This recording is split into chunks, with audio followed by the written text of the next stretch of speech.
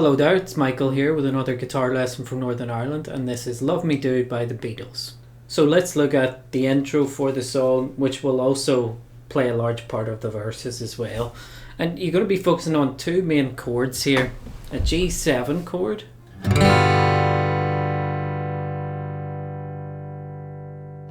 and a C chord.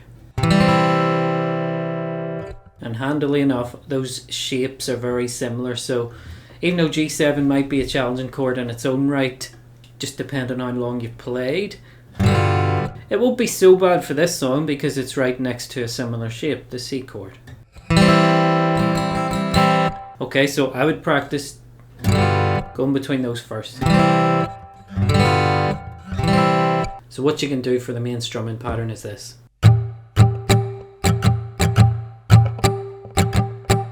That's down, down, up, up, down, up, down, down, up, down, up. Or 1, 2, and 4, and 1, 2, and 4, and. Now for the rhythm of the song, it has what's called a swing or a shuffle feel. I've got a detailed lesson about that on the channel, about what that actually means. You can look in the description box, okay? Now, if I was to play this song with swing feel, now that you know I've mentioned it, this should sound accurate, but then I'm going to show you what it sounds like without it, and you'll see the difference, okay? So here's a bit of the intro for you.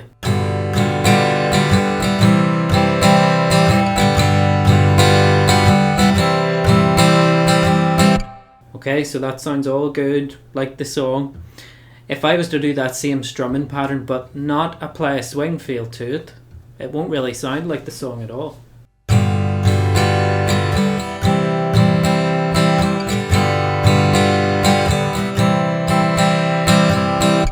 You know, it's okay, but it lacks the life and the bounce of the actual song.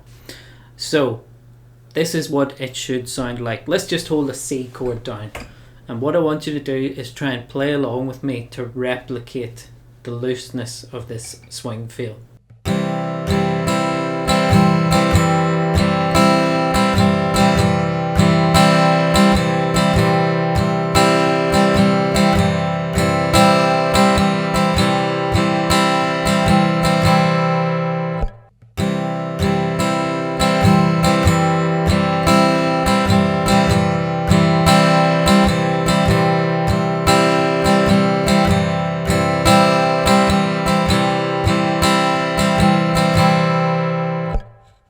Now that you've got some background on the intro and the rhythm, let's see how the whole intro goes. So, G7 you will start with.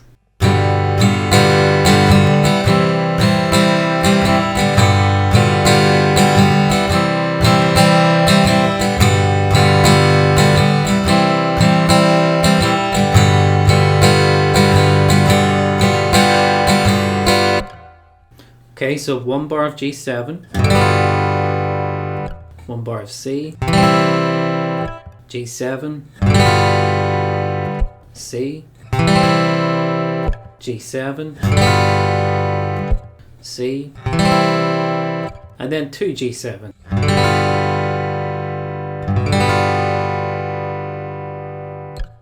Now into the verse, much the same, so this is how it goes.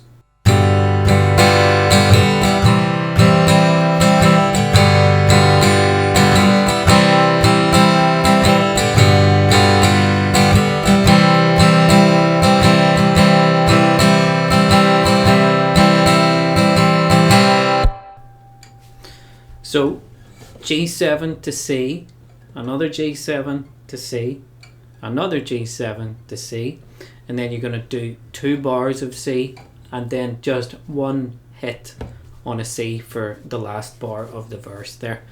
Okay, so one more time.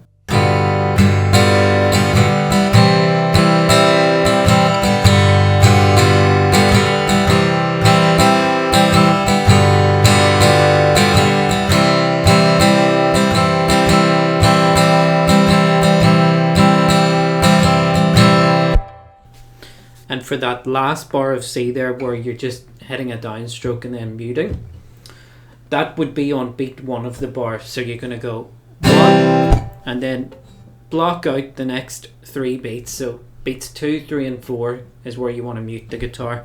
So 1, 2, 3, 4. Then the next bit I'll call the chorus. It's where the harmonica is more prevalent in the song, and it's just going back and forth from a G7 to a C again.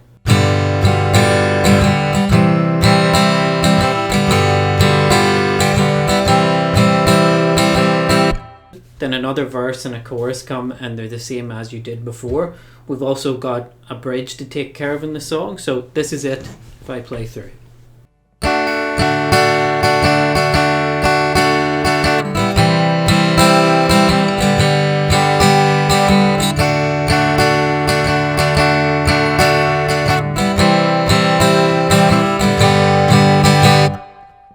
So we actually have a new chord, two in fact, to deal with here. We'll need a D chord at some point and a G chord, whatever G you want to do. I just always tend to use these G's in songs with lots of C's to G's. Just feels nice and easy and lazy for the fingers once you get it down, but any G's fine.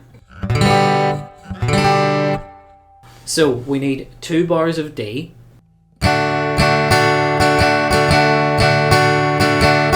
1 bar of C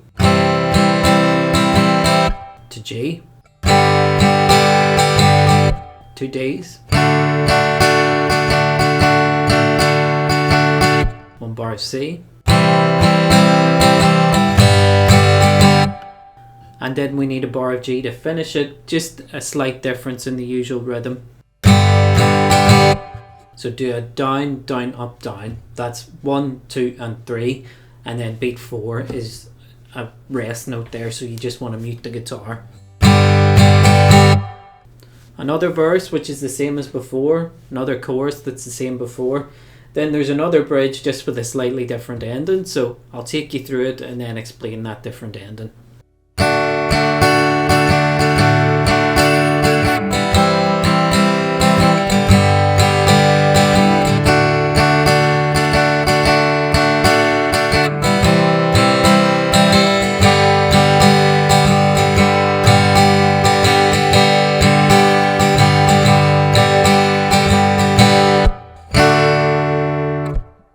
Okay, so much the same stuff. We've got our pattern of D, D, C, G. Okay, those 4 chords, and do that twice. So D, D, C, G twice. Then we've a lot of G's to take care of. There'll be 3 full bars of G like this.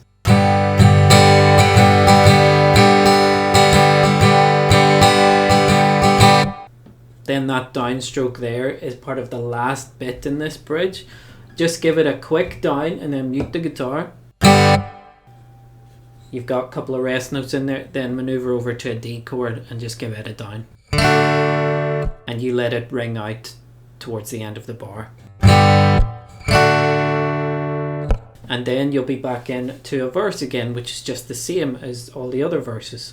So like I say, a verse there, then the last chorus / outro comes in, and it just fades out at the end. Okay, now sometimes I think it's pretty cool to emulate the fade out of a song just by gradually decreasing the volume and the aggressiveness of your strumming to mimic the sound of a song fading out. So it's kind of fun to do when you're just playing on acoustic. So I'll show you what I mean by that. I'm going to do the last verse into the last chorus, and as I do the last chorus, you'll notice I just get quieter.